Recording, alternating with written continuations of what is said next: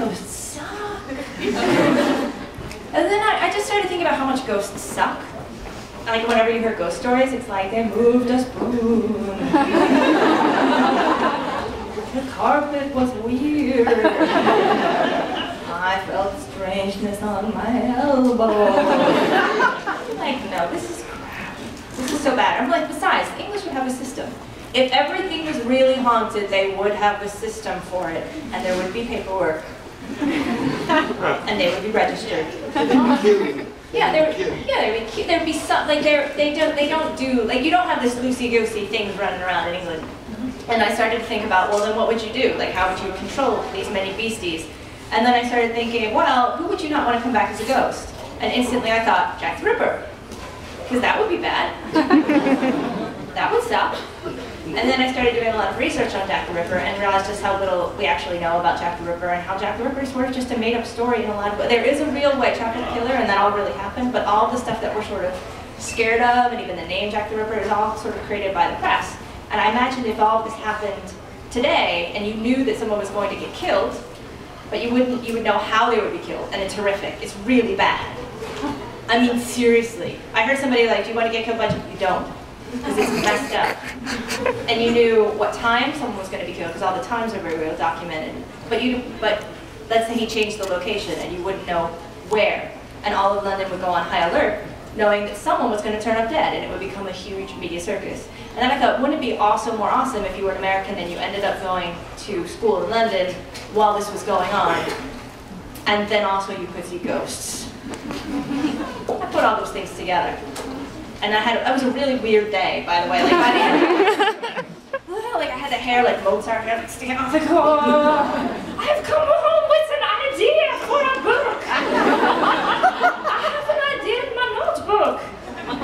No, the lucky person next to me was like, who are you? I have an idea. So I had an idea for this book, and then I spent like 6 weeks, like a nutcase, researching Jack the Ripper stuff, which honestly makes you creepy. It makes you a disturbing person. And then I wrote this whole like storyline, and I got really excited about it. And then it turned into a book, and now you guys are all here, and that's weird. It's weird because it's like you think it's this thing that you do by yourself, but then like you write it, and then people buy it and read it, and people are like, I read that. I'm like, how? Because that is in my head. And they're like, no, it's here. I got it at the store. And I've written 10 books now, and I've never quite made that connection. I just hit myself in the head with this. Trying to get it back inside. Because it's gotten out. Get back in. Ow, I just clonked myself 3 times in the head. This is why I have an indoor job. So that's how the story of how the book got written, how the actual writing involved me swearing a lot, and sitting in my house eating snacks, sadly, and getting cereal on myself. And so I'm also now looking around at some other writers. Like I see E. Lockhart hiding. She's hiding in the background. Shamanaki is hiding. I know Robin Washington is hiding around here somewhere. Robin, can you just, there she is. She's apparently back there somewhere. Oh, there's Justine. Oh my God, you're all here. Justine has just fixed me with dead shark eyes. Why the dead shark eyes, Justine? You're not going to answer, are you? No, she's just shaking her head. Sorry, Justine. You all read Justine's book. You ever a liar? She doesn't talk. She communicates entirely through interpretive dance. As they do in Australia. I'm going to say fake things about Australia until you say hi. Nope, she's not biting. Okay, I'm going to leave her alone because she can easily beat me up. Then again, so can Sean. Sean also tried to get inside my head today, but he just clonked his head repeatedly against mine, and it was very soothing. Because I was nervous that no one was coming. Am I still talking? I am. I've been like this for hours. And I'll be like this for hours more. I'm going to go see a bunch of kids tomorrow morning really early, and I'll be like, hi kids. I'm Maureen, you don't know who I am? Been up all night? Yeah, I'm not good at school with it. I need my people. I need you guys. You are my people, and I love you. Thank you for coming. Which is why I'm turning it over, and as I find that your questions are far more interesting than anything that I can say. So if anyone has a question, I will answer. And the way to ask this question Just by going, ooh, ooh. Does anyone want to do that? Oh, yeah. Are you only doing 4 questions or more? I'm doing more. I do 4 questions on Twitter every day, and inevitably people when they start following me on Twitter, they're like, what is going on? Like, I don't know why anybody follows me, because it's just like a stream of nonsense all day long. It's lovely and amazing. Is it? You're very nice. Do you want to come live with me? I talk later. I'm serious. Does anyone, and please go ooh, ooh, ooh, because that's just extra awesome. Oh, there's, say ooh, ooh, please. Now? Okay.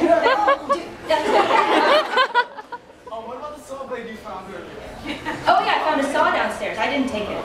But I also found a disembodied hand. It's a whole like world down there. It's like Narnia. It's like scary Narnia down there.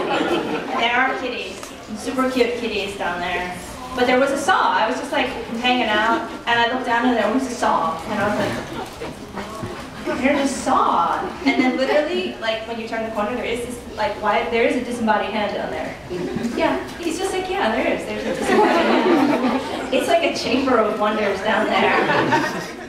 Well, you've heard how you always need an extra hand? I should have brought it up, really. I didn't want to touch it, I'll be honest with you. Also, there are, because this cupcake place used to have 3 sort of life-sized cupcakes, these big cupcakes, and they have human dancing legs, and they're all like, and they're in a back room with a flickering light. And you basically open this door, and there's this like light with a flicker room, and there are 3 cupcakes with no heads, but like in a dance position. I didn't go in there. I ran away. Then I found the saw. So it was I was having fun. Like you guys were up here, and I was just like, it's just like it's like crazy Disneyland down here. Is there another question? Oh, who said oh? What was the most interesting or most unusual or your favorite piece of information about Jack the Ripper you found during your research? Well, thank you for asking. Wow, there's a lot of really interesting stuff about Jack the Ripper. I mean, just to be clear, because I have asked this before, everyone had heard of Jack the Ripper before? No. Has anybody not heard of Jack the Ripper before? Okay, good, because I don't know where I was. I was somewhere. Maybe it was because I was just shouting it on a subway. Maybe that's why people didn't answer. Who here's heard of Jack the Ripper? Was it a leaky comment I was doing that? I'm glad it wasn't the subway. I would not put it past me at this point. The most interesting thing. That a lot of what they know about Jack the Ripper is kind of conjecture. The files that Scotland Yard has, they're only about maybe that high. There used to be no kind of filing system, so people stole the files over the years, or they just got rid of them, and every once in a while they turn up another folder in someone's house, and they're like, oh, another folder of the Jack the Ripper case files. That's handy. We'll put those with the others. But they don't know if it's 4 people, or 5 people, or 6 people, or 8 people. They don't know how many really got killed by this particular person. The story has been kind of pieced together. And what's baffling to me is why, after 123 years, people are still looking for someone who murdered 5 prostitutes in a very destitute and violent place when prostitutes were not fairly regarded as people. Like, that it even made the news almost makes no sense, because they were so, people just didn't see prostitutes as, full human beings. And so the fact was, it not only made the news, it became the biggest, scariest thing that ever hit London. And they did that because the newspaper. The newspaper pumped it up and did scary drawings and gave him a scary name, and that's basically why we're still like, Jack the Ripper is super scary, when in fact he was just some random nutcase. No offense, guys. You're not amused, not happy. I'm moving on. I'm moving on. A very nice person named Andy. If any of you are Leaky Con people, Andy from Leaky is at this very moment building the Tumblr page, and that he Jordan did the artwork for. So, and people are like, why is it taking you so long to start a Tumblr page?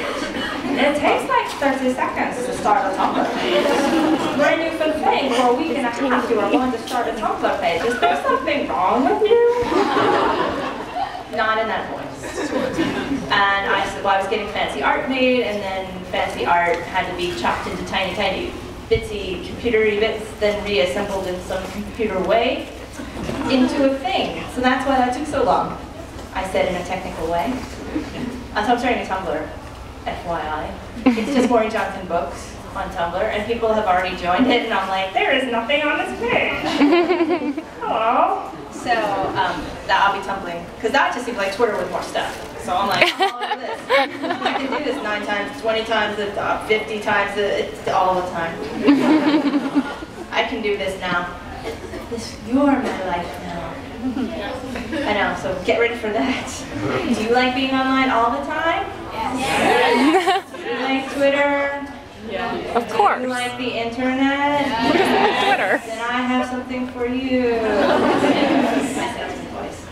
Is there another question? Is it a sensible question that I'll give a sensible answer to? Is there going to be a direct look at the Smith Scarlet series? Eventually, yes. I've started it. I know what happens. I know what happens. That's one of us.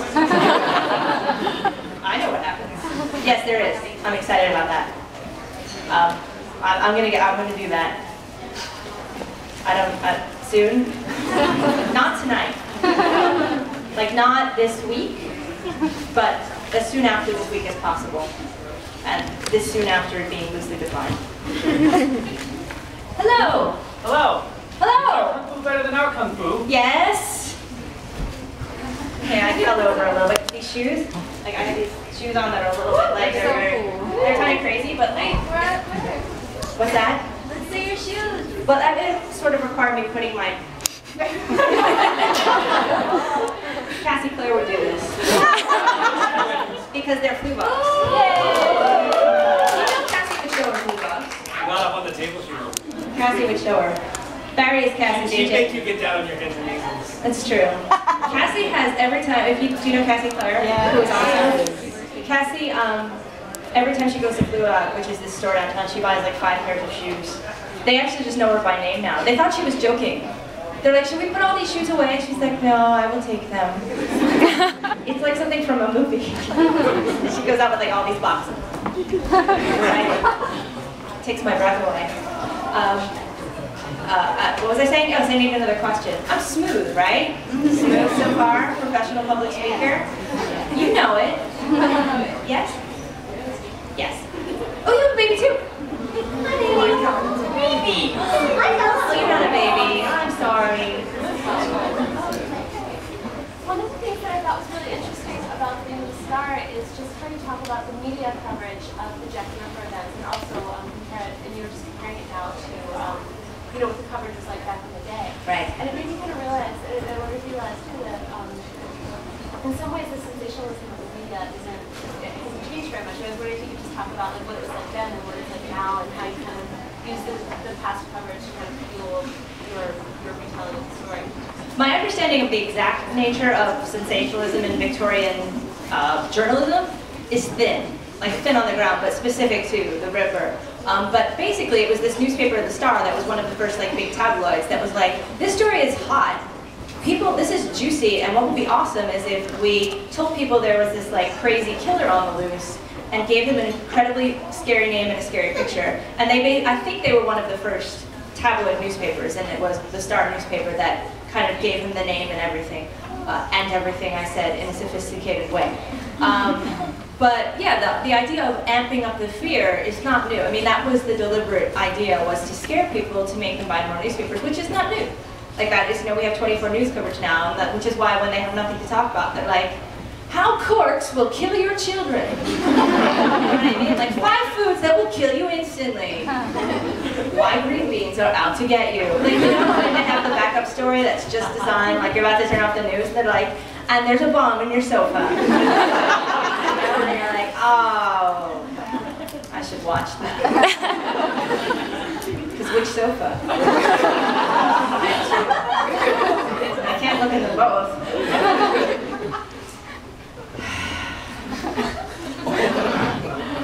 So anyway, that was my time of watching television. I'm not good at this. So yeah, that's my limited understanding. I'm sure someone's doing a PhD on it, or possibly has done a PhD in it, and maybe even in this room. Maybe one of you is doing a PhD right now. Shout out to your PhD if you want. Anyone? Just a curious question now. I just want to know more about you. I just want to get to know you. many of you that are still making me nervous to look at. No, it's fine. I'm fine. I'm fine. Now I'm looking at you in a very specific and pointed way. Don't mind. You can Okay. focus on me if you're nervous. Okay. So, what's your name? Kelly. Hi. You've been here a while? Yeah. Did you read the book yet, or I read the first 80 pages. was it okay? It was great. I can't wait to get home and read more of it. It's cool. Thank you. Good job. Thank you. Should I let go of the focus? Not yet. Now you're making me Your hair looks really nervous. nice. Okay, I don't want to make you nervous, but I will be watching it.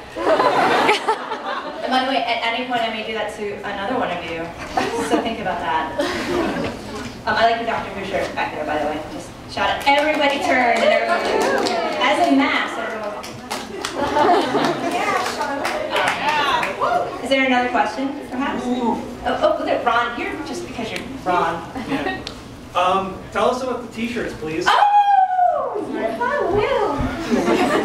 I think I have these t-shirts to give away. I should do that now. But I'm going to talk about them. Because there might be people, are there people here tonight from Readings Fundamental? There might be, they might be buried in the back. I don't know if they were able to come. But, so I'm going to explain briefly what this is, if anybody doesn't know what this is. Oh, I just clunked my mouth. Oh, sorry. Yeah, a lot of people think, wow, YA saves? Yeah. This is YA saves. And this was the design done by the fancy artiste person I was telling you about.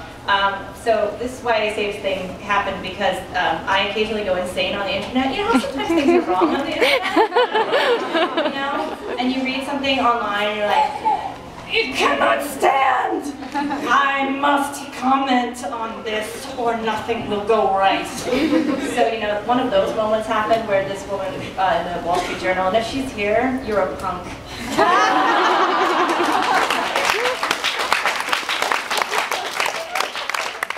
would challenge her to a dance-off any day.